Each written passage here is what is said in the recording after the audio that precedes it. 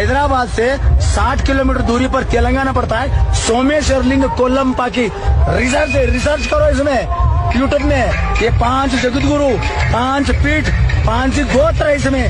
नंदी, भृंगी, श्रृंगी, वृषभ, स्कंद, 5 गण, रेणुका, दारुका, घंटा करना, धेनु करना, विश्व करना।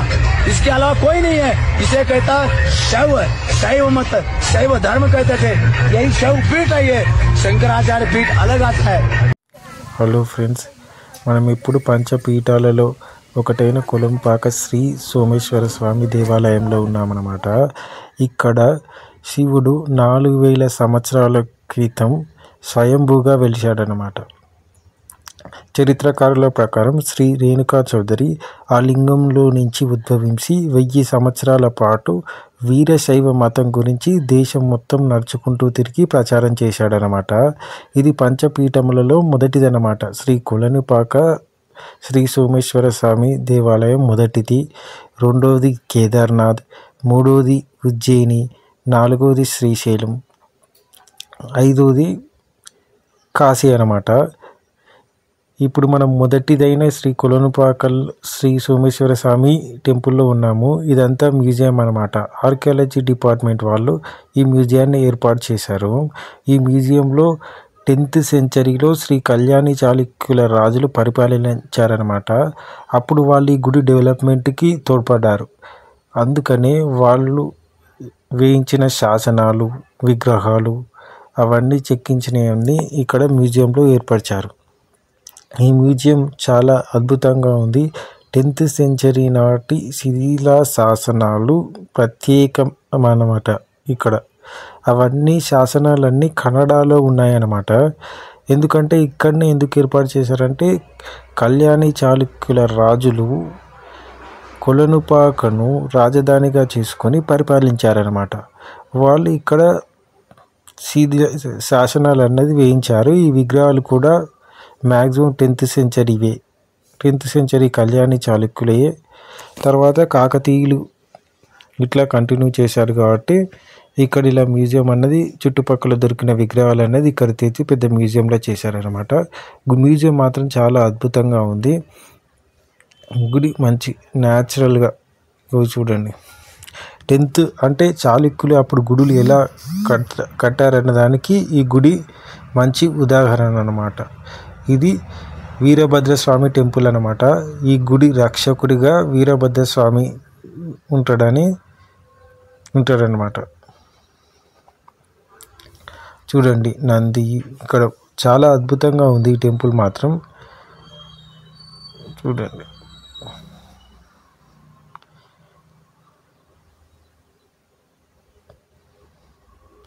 ఈ విగ్రహాలు చూస్తుంటే కళ్ళు ముయ్యాలనిపించట్లేదు. చాలా అద్భుతంగా చెక్కారనమాట. ఇంకో మంచిగా ఏం పని చేశారంటే ఆర్కియాలజీ డిపార్ట్మెంట్ వాళ్ళు ఈ గుడి విగ్రహం పక్కకు వాళ్ళు ఆ విగ్రహం ఏంటి అన్నది క్లియర్గా మెన్షన్ చేశారనమాట. శాసనాల పక్కకు గిట్లా ఆ శాసనం ఎవరు వేయించారని, ఆ రాజు ఎంతకాలం పరిపాలించారని మాత్రమే వేశారు. కాకపోతే దాని ట్రాన్స్లేషన్ పేపర్ ఇంగ్లీష్లో కానీ తెలుగులో కానీ దాని పక్కకు అంటించుంటే మంచిది ఉంటుందని నా అభిప్రాయం అన్నమాట. ఎందుకంటే కళ్యాణి చాళుక్య రాజు త్రిభువనమల్ల ఈ శాసనం వేయించాడనమాట. ఇలా వేయించారు. కానీ దీని పక్కన ఒక పేపర్, ఒక A4 షీట్ పేపర్లో ఆ శాసనంలో ఏముందనేది తెలుగులో రాస్తే, తెలుగులో పెట్టుంటే చాలా అద్భుతంగా ఉండేది, అందరూ చదవగలిగేవారు. ఇప్పుడు ఈ శాసనాలు ఉన్నాయి కానీ అవన్నీ కన్నడలో ఉన్నాయి కాబట్టి మనం చదవడానికి వీలు లేదు. ఎందుకంటే మనకు కన్నడ రాదు కాబట్టి. అంటే 10th సెంచరీలో ఇప్పుడు అంతా కన్నడ ఉండేదన్నమాట అని అర్థమవుతుంది మనకు. ఇక్కడ ఈ శివలింగానికి ఒక ప్రత్యేకత ఉందన్నమాట. ఈ శివలింగము, ఆ శివలింగంలో 1000 శివలింగాలు ఉన్నాయన్నమాట. ఆ పూర్వపు రాజులు 1,000,000 శివలింగాలు వేయాలని ఉద్దేశంతో 1,000,000 శివలింగాల్లో 1000 శివలింగాలు తక్కువైతే ఒకటే శివలింగం మీద 1000 శివలింగాలు చెక్కించారనమాట. అదే ఆ శివలింగం ప్రత్యేకత. ఇక జగదాంబిక అమ్మవారు ఇట్లా ఉన్నారు. టెంపుల్ మాత్రం చాళుక్యుల స్టైల్లో చాలా అద్భుతంగా ఉంది.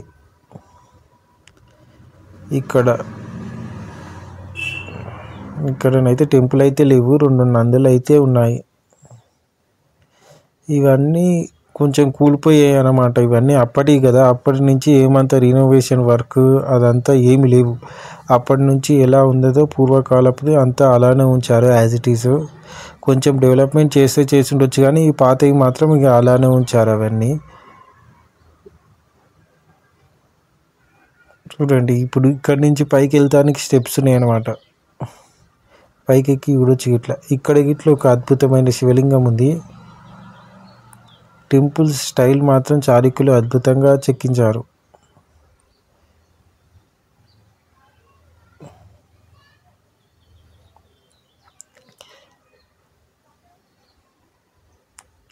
ఇది శ్రీ రేణుకాచారి జయంతి ఉత్సవాలు ప్రతి సంవత్సరం జనవరిలో జరుగుతుంటాయంట. ఇక్కడికి ఎక్కువగా కర్ణాటకలో నుంచి అయిన లింగాయత్లు ఎక్కువగా ఇక్కడికి దర్శనానికి వస్తారంట. ఇక ఋషులు కూడా అక్కడి నుంచి, హిమాలయాల నుంచి చాలామంది వస్తారు. దీని గురించి ఋషులు చాలామంది చెప్పారు.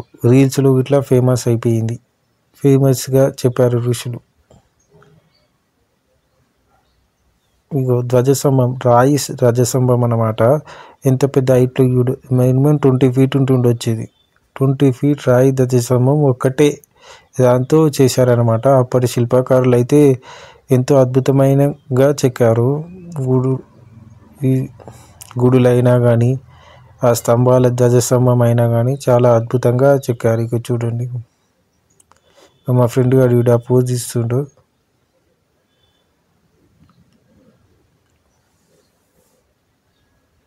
చూడండి, ఫోటోల కోసం పోజులు ఇస్తుండు.